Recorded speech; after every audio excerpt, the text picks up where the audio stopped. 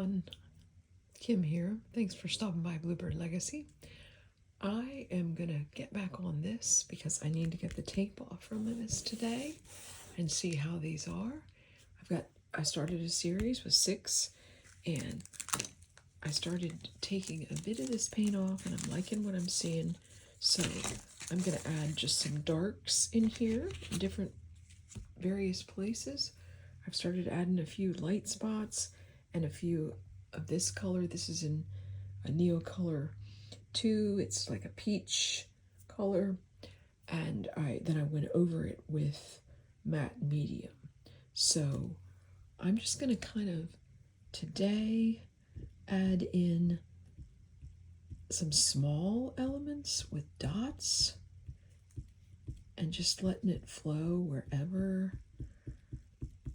I mean, I can always paint over this if I don't like it. That's what I want you to remember about mixed media or your painting. It's not about the end result. It's about the relaxation that you feel when you pick up a utensil and begin painting. So let's go up here to this one. It has a lot of dark, but I feel like it could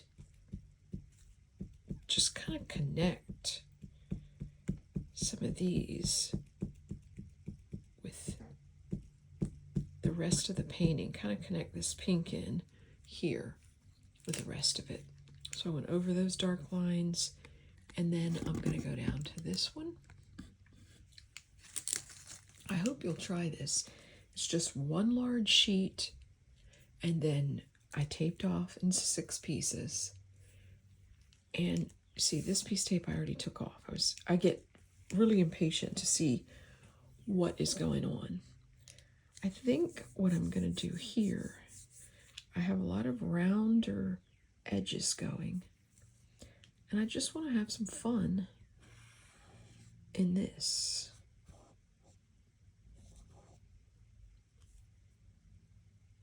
And I want to kind of just take this over the edge and see what happens. And put some shapes in this. I connect these since this is dry. And that's good. You see this kind of mimicking that. I'm going to go down to this bottom one. I did this with white here and here. I don't like how I can see this dark through here where the gray is. So I'm going to start with a big dotted section.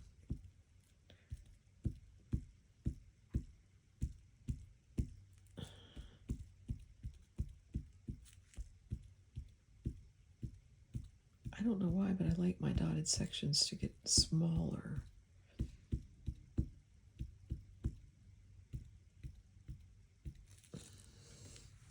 There we go. And then there's that.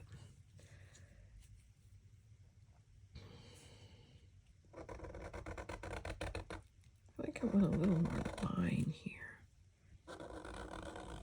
What I'm just using an Arteza marker. I've got all colors of this. And so this, as soon as it dries, will be permanent. That's why I went over these Neo Color 2s before I came on camera. That's all I really did to it. The white and the Neo Color 2, the white dots. So we have one more. This one, although we have 2, this one and this one. Let's go ahead and connect these colors.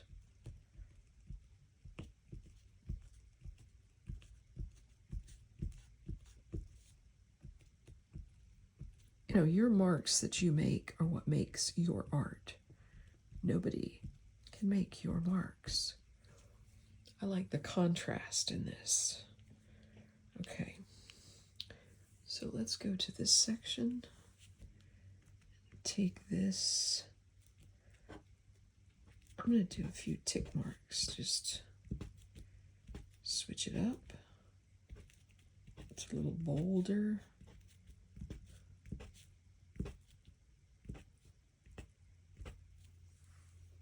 There.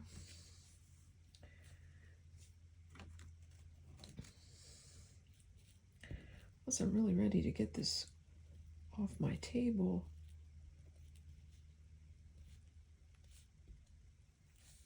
I'm going to do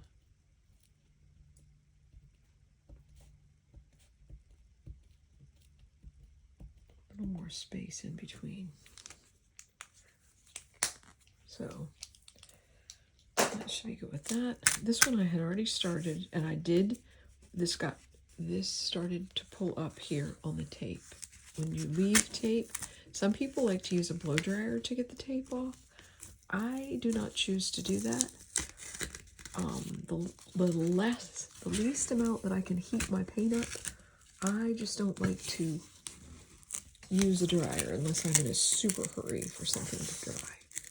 So there's that piece. I'm already starting to see what is going on here. I want to show you this one. Edge of the table. I tend to just pull away and it will pull that right up. Of course, this is a painter's tape that I purchased, and I don't even think it was an art store that I purchased it at. It was just maybe at a big box store somewhere. I've got a couple of pieces of collage. I had thought about putting collage on this piece also, but I held off because I just wanted to see how the paints look. I do have another one that I had done in 4s, and so let's go right here and let you see this. See, that's pulling that up. I'm going to take this one. Make sure you're in frame. Not shaking. If y'all are enjoying the spring, it's a lovely spring day here. When your paint comes over, it makes a wonderful line effect where it's an open concept for your composition, but you do want to be careful when you have the tape stick right here like this is doing. I'll show you a way to get that off. And I wanted to share with you that my website is up and running. It is Kimberly Deutsch Fine Art, and it's been a great big goal of mine to have a website to sell my art and prints. A lot of my photography is on there, and my originals. So you can purchase the art right from my website. So I'm pretty excited about that.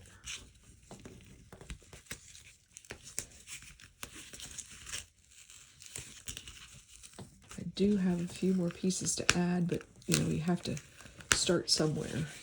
So this one is coming up nicely, and then this happens.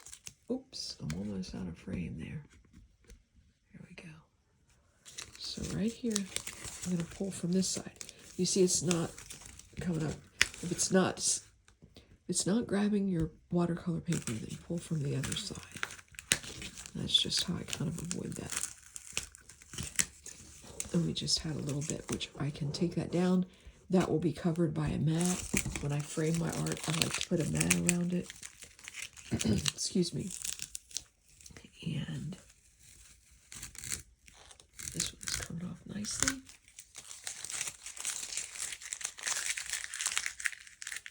And these will be as a triptych. I will present them in that way.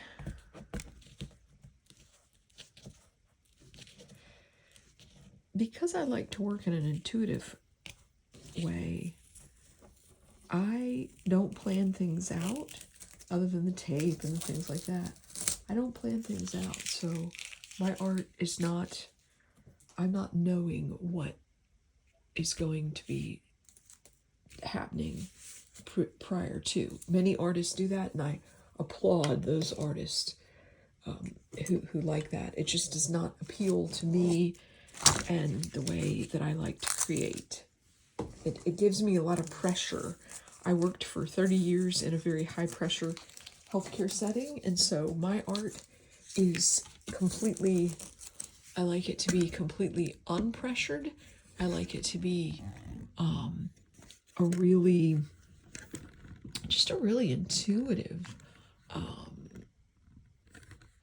intuitive, feeling that as I'm painting, I make decisions in the moment, and as I feel the color, then I play it out.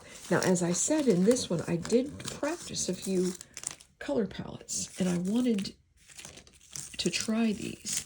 So I've got a couple other things I want to show you in a couple other videos, but I'd like to show you that on another piece. So here you have, and this dark line gives it a lot of really dynamic feel.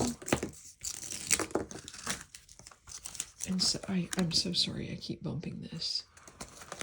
And the last piece is coming off nicely. This was on here 10 days, almost 2 weeks. The worst portion of it is just on this edge right here. But that's very fixable. And, you know, this will be behind glass.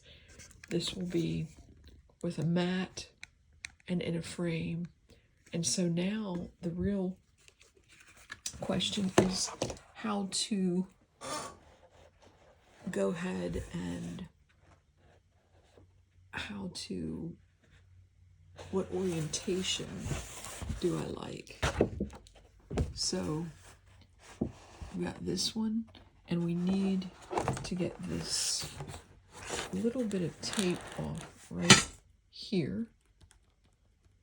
So I'm gonna go ahead and close up that.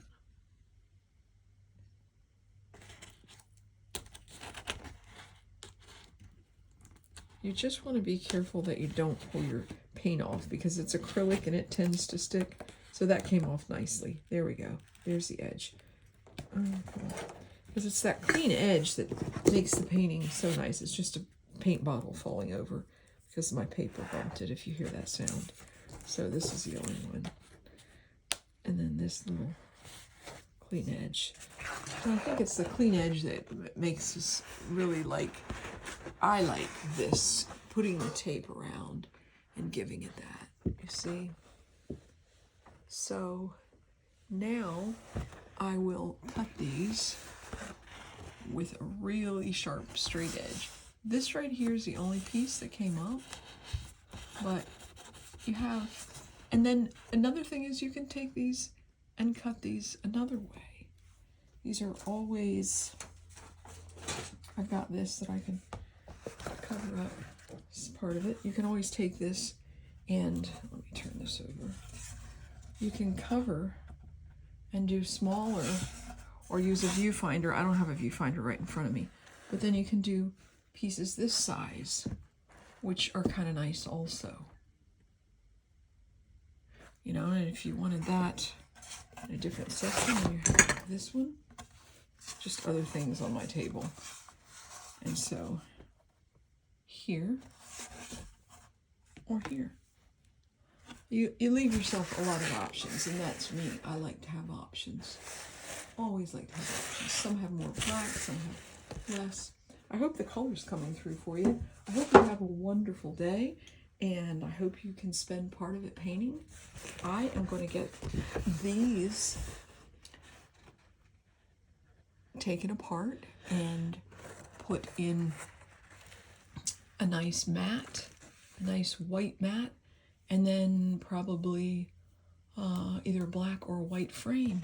So you'll see them on my website, Kimberly Deutsch Fine Art, soon, and we'll go from there. Thank you so much for watching.